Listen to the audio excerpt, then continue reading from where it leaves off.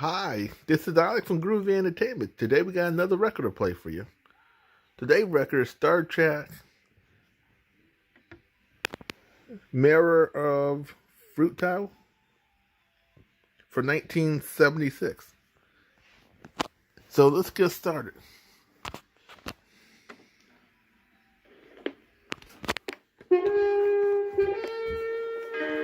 Captain's log, stardate 5470.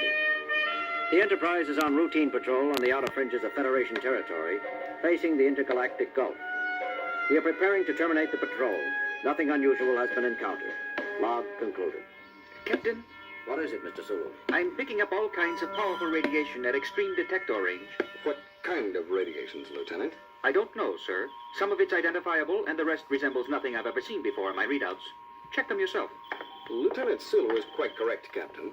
The concentration of violent energies is extraordinarily intense. It resembles no natural phenomenon. Heading, Mr. Sulu? 308, 6 degrees, 000. Range? Range, Mr. Sulu. Closing, Captain, but the disturbances are so violent, I can't say for certain. 2 centers, possibly more, are involved. Very well. Change course to intercept. Lieutenant Uhura, sound yellow alert. Aye, Captain. Bridge to engineering. Engineering, Scott here, Captain. Scotty, we're heading for a violent energy disturbance of as yet unidentified origins. We may have to do some jumping about. Stand by. Ready back here, sir. Good. Bridge out. Range is still considerable, sir. Full power on the long-range sensors, Mr. Sulu. Widescreen if possible. Working on it, sir. We're getting something. What the? Most remarkable. What is it? I've never seen a ship like that before. Or of that size. What have you got, Mr. Spock? There are 2 ships, Captain. They are apparently engaged in combat with one another, employing numerous weapons I cannot begin to describe. The forces involved? Each ship is putting out more destructive energy than 100 ships the class of the Enterprise.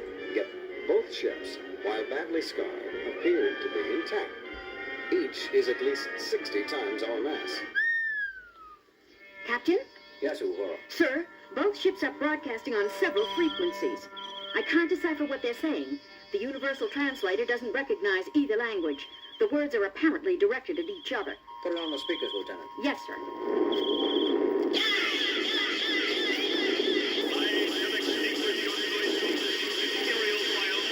Low volume. Keep it on the speakers, Lieutenant. Mr. Spock, how are you coming with identification? Nothing in records yet, Captain. Still processing. Intruder, identify thyself. Uhura, give me a reply frequency. Ready, Captain. This is Captain James T. Kirk of the USS Enterprise. Who are you? Where do you come from? What dost thou represent? The United Federation of Planets and its allied peoples. I repeat, who are you?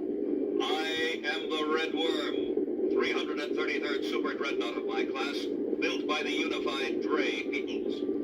There is nothing in my computer banks of a United Federation. Therefore, I must assume you are unneutral. For God's sake, Jim, confirm that we are neutral.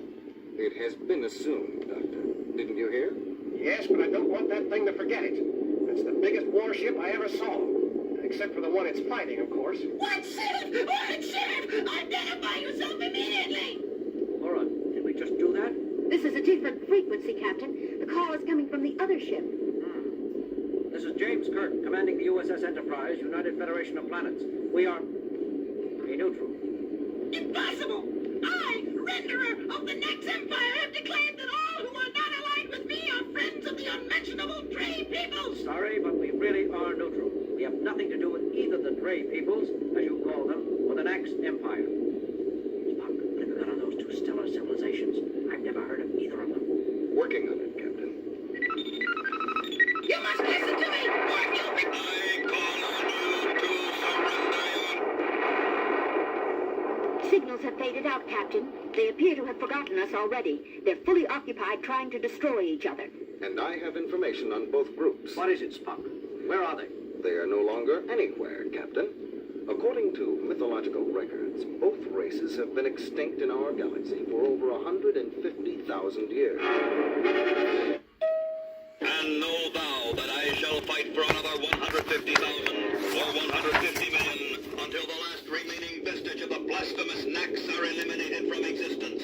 Where are your officers? Who am I speaking to? Which member of the crew?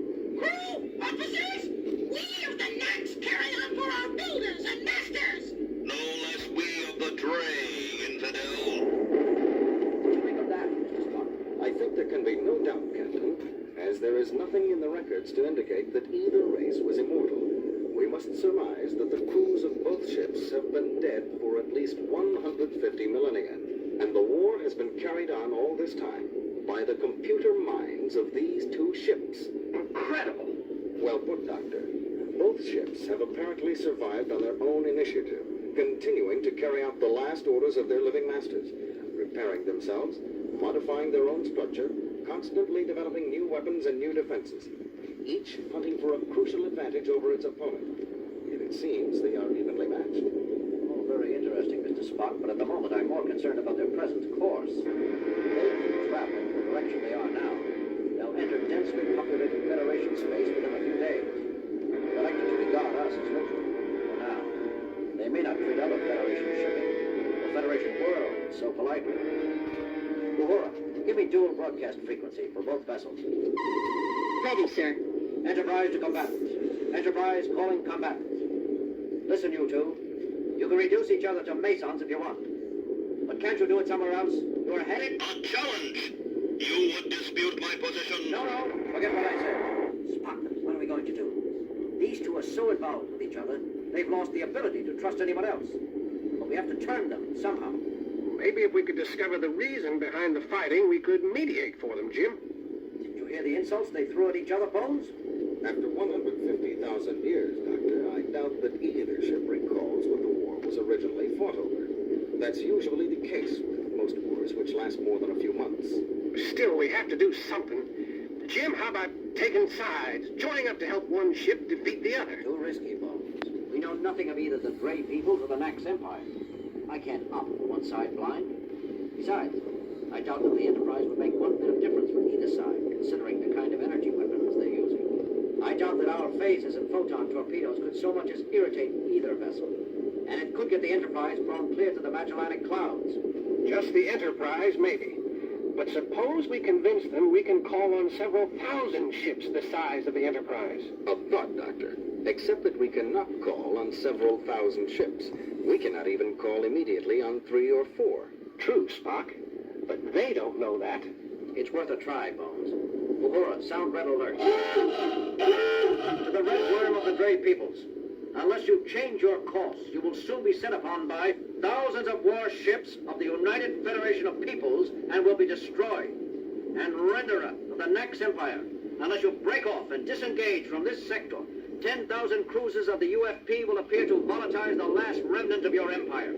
Sacrilegious interloper! Enemy of its Imperial Majesty! I have been deceived! Captain, both ships are changing course. Mr. Sulu, emergency overdrive, warp 8. That was close, Captain. They both fired at our former position. With their minor batteries, I might add. However, they regard the threat seriously, it seems. Both vessels are currently in pursuit. Sulu? They're not closing, Captain. They're still too busy fighting each other, but we're not pulling away from them either. Good. I don't want to lose them. Yes. Kirk here. Go ahead, Mr. Scott. Captain, how long are we going to run at warp 8? We've got full deflector shields up, too. We can't maintain this kind of shielding and this speed for too long. I know, Scotty. Hang together down there a while longer yet. We'll do what we can, Captain. Sort of. Well, Bones, we got them to change their course. We're headed away from Federation-inhabited worlds now. That still leaves the problem of convincing them to leave us alone. Well, I don't know what to suggest, Jim. I didn't get that far. Great. Mr. Spock? I don't know what to suggest either, Captain. At this point, the crucial issue appears to be whether or not... A trick! I see through you now. There is no such thing as a united federation of planets. It was a low ploy of you, blasphemer, to attempt to fool me into assuming a weaker tactical position. You are quick, evil monster! Did you truly think to trick me, with such a feeble lie? This United Federation, this tiny fabrication masquerading as an inhabited ship, is but a decoy, manufactured in your own perverted factories. You would pay for that. Die, social mister! I shall extinguish your noisomeness, imperial vileness. They're slowing, Captain. We're pulling clear of them. Course, Mr. Sulu. Unchanged. They're still headed full speed away from Federation space. Well, what do you think of that? Did you hear, Jim? They've decided that the Enterprise is a trick. The Red Worm thinks we're a trick of the Renderer, and the Renderer believes we're a decoy cooked up by the Red Worm. Each computer has been battling the other for so long they can no longer trust anything. It is so in all extended wars. Truth is the first casualty, and the last wound to heal. Mr. Sulu, set in a course for Starbase 14. Aye, sir. Detectives report both ships still heading out toward the galactic rim. And according to sensors, still fighting with each other as heavily as ever. It is sad, Captain. All that knowledge, all that power, devoted to continuing a war whose cause has long since been forgotten. What a waste. Sulu, reduce speed to warp back to 5. There's one thing that bothers me, though, Captain. What's that, Lieutenant? What happens if one ship, either the Red Worm or the Renderer, finally does win? Won't it start hunting for someone else to fight? We threatened them both in the name of the Federation. Won't the winner come looking for us? I wouldn't worry, Lieutenant Uhura. Both vessels have been in a state of constant warfare for 150,000 of our years, without either side gaining a lethal advantage. I think it's safe to say that they will continue to remain evenly matched for another 150,000 years. Let's hope so, Mr. Spock. Let's hope so.